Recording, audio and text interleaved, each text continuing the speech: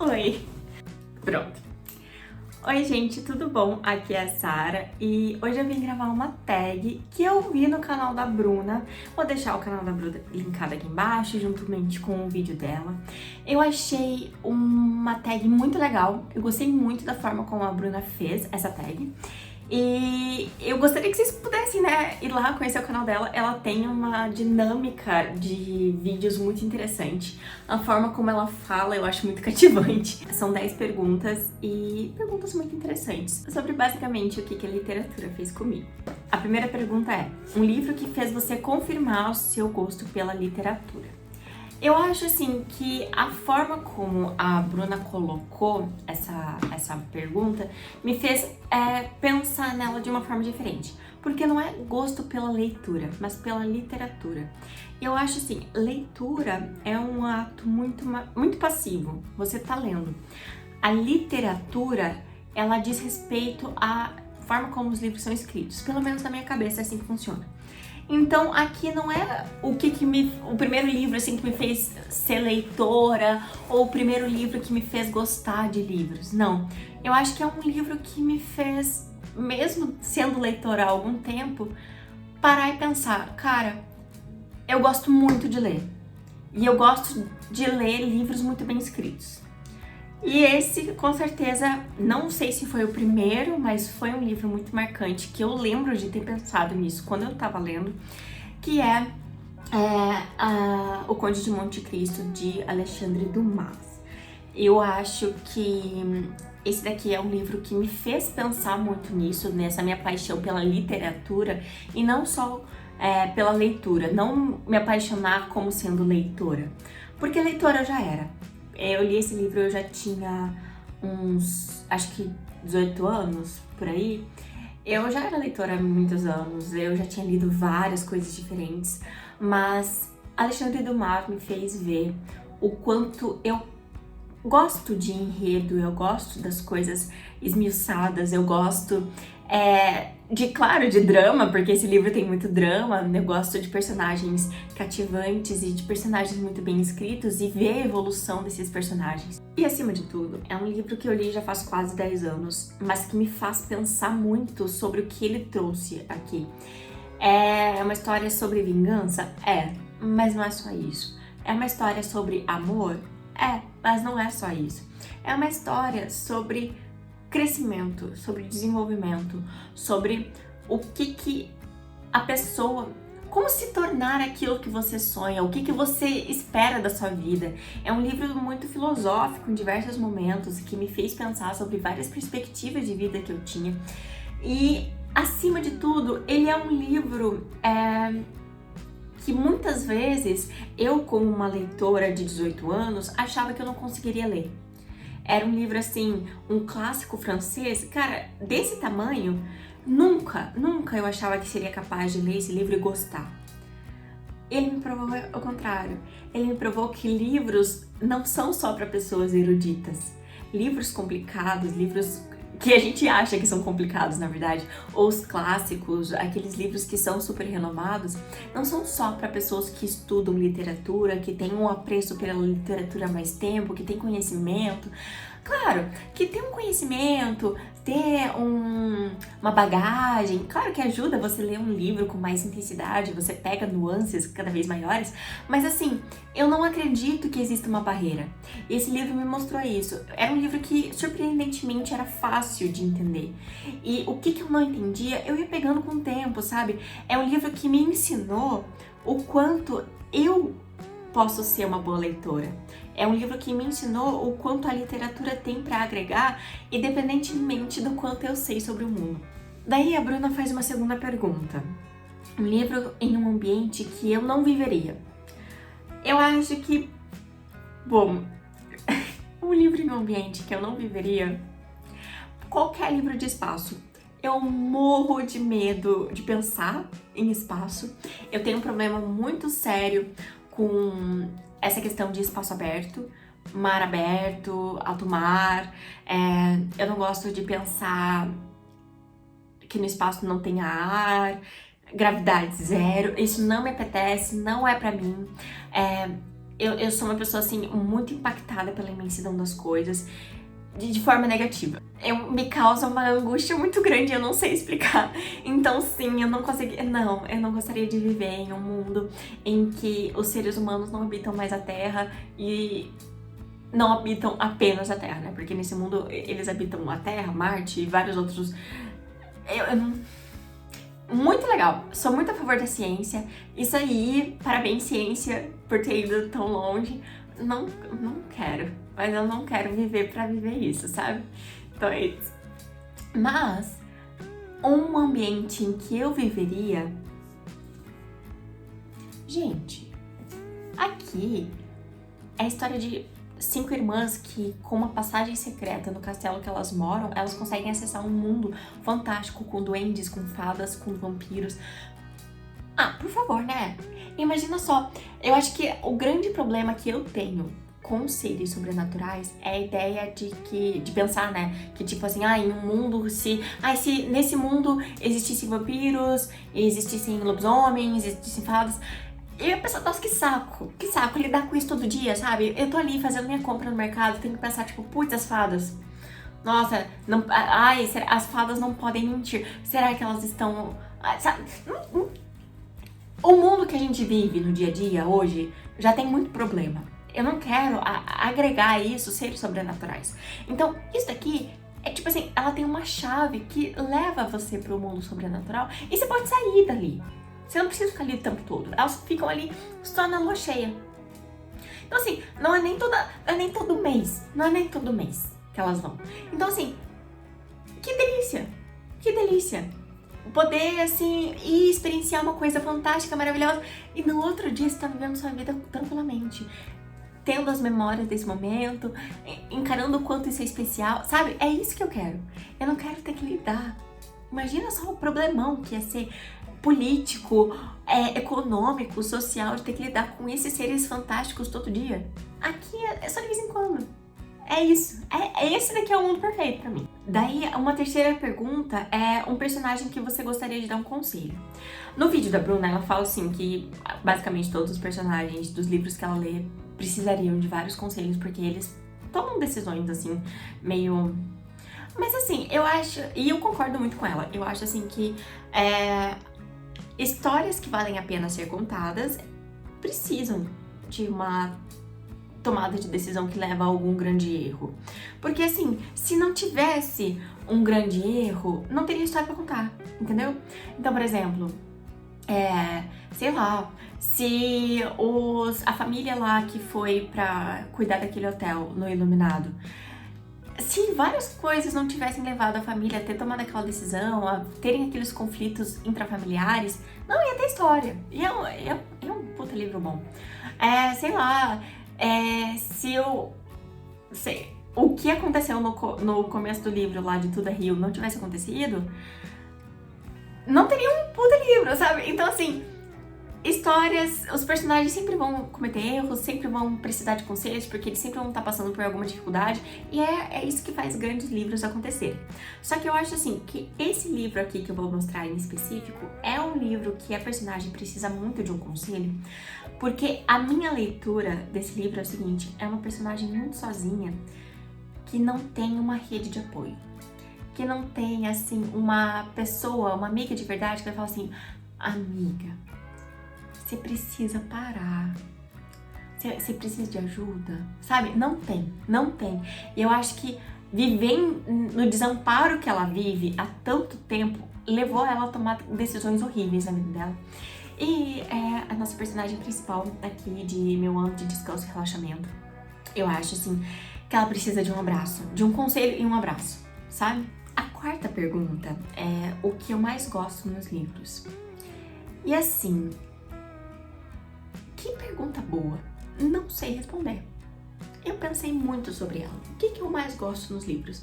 Eu gosto do fato deles me transportarem para uma realidade diferente da qual eu vivo? Sim. Eu gosto do fato que eles me proporcionam experienciar culturas diferentes através de personagens multifacetados que estão ali vivendo em diversas épocas da existência humana, em diversos lugares do mundo? Sim, gosto. Eu gosto que a literatura em si me faça pensar de uma forma mais criativa e me faça imaginar mais coisas. Sim. Mas o que eu mais gosto é uma pergunta muito difícil.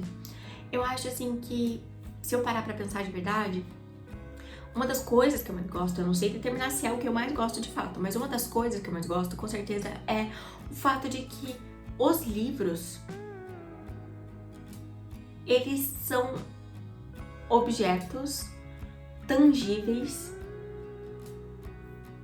que me proporcionam tanto conhecimento quanto, sabe, aquele momento de dissociação da realidade, mas também eles são objetos reais, físicos, que fazem com que a minha vida seja melhor. Me fazem... Eu realmente acho assim que se eu não fosse uma leitora da forma como eu sou, meu relacionamento com o Gui não tinha dado certo. As minhas amizades não tinham dado certo. Eu não estaria onde eu tô hoje. Muitas vezes eu penso, eu paro e penso, e eu sinto muito isso. Eu sou psicóloga pela forma como eu leio, pelos livros que eu li quando eu era mais nova. E eu tô numa carreira que me faz feliz. Então, assim, é um objeto de R$30 que me proporciona muita felicidade. É isso que eu mais gosto dos livros. Eu não sei explicar, porque são muitas coisas. A quinta pergunta que ela faz é se eu conseguiria dizer o livro mais potente que eu já li. Outra pergunta, assim, muito difícil de responder. Porque, assim, eu já li vários livros potentes, aqueles livros, assim, que tiram o fôlego, que me fazem pensar e revirar e ter sentimentos e também ter sensações físicas que me fazem internalizar ensinamentos. Mas eu acho, assim, que um dos livros mais potentes que eu já li e que me pegou desprevenida de tão avassalador que foi Torturado. É um livro que eu acabo falando bem por aqui. Eu nunca consegui fazer uma resenha de fato sobre ele, porque eu não consigo mensurar o quanto eu posso falar sobre ele sem dar muito spoiler, sabe? Mas é um livro muito potente na forma como ele expande todo um mundo dentro de uma fazenda. Porque basicamente o livro todo acontece dentro de uma fazenda. Então, assim, é toda uma história do Brasil, é toda uma questão geopolítica, é toda uma questão racial, é toda uma questão filosófica, religiosa, que acontece dentro de uma fazenda. Pouquíssimos personagens, pouquíssimas interações, tipo, não tem muito diálogo. Temos aqui vários diálogos, mas não tem, tipo assim, páginas de conversas. Temos histórias. E é um livro muito potente pela forma como ele é escrito. Ele é escrito pra te dar um tapa na cara. Só que de uma forma, assim, muito mansa. É uma forma, assim, ele não tá te dando um tapa na cara porque tá falando, você tem que acordar. Coisas que acontecem nesse livro, quantas vezes isso não acontece no dia a dia? E é isso que ele mostra. Vocês não estão enxergando o que esse livro tem. O que eu tenho pra falar. É isso. Esse livro pega e te dá um tapa na cara pra falar, olha pra cá. Pensa nisso. Eu acho que isso é muito potente. A sexta pergunta é um livro que me fez romantizar a vida. Eu acho essa pergunta também difícil. Então, assim, gente, dificuldade nas perguntas é o que eu mais tenho. Mas eu acho que uma boa resposta seria O Sol é para Todos. Por que me fez romantizar tanto a vida? Eu acho que quando a gente tem uma história tão intensa, contada pelos olhos de uma criança, e assim, de uma forma assim tão doce, de uma forma assim tão delicada, é difícil não olhar pra sua realidade e pensar, cara, repensar algumas coisas e pensar na forma como você vive algumas situações.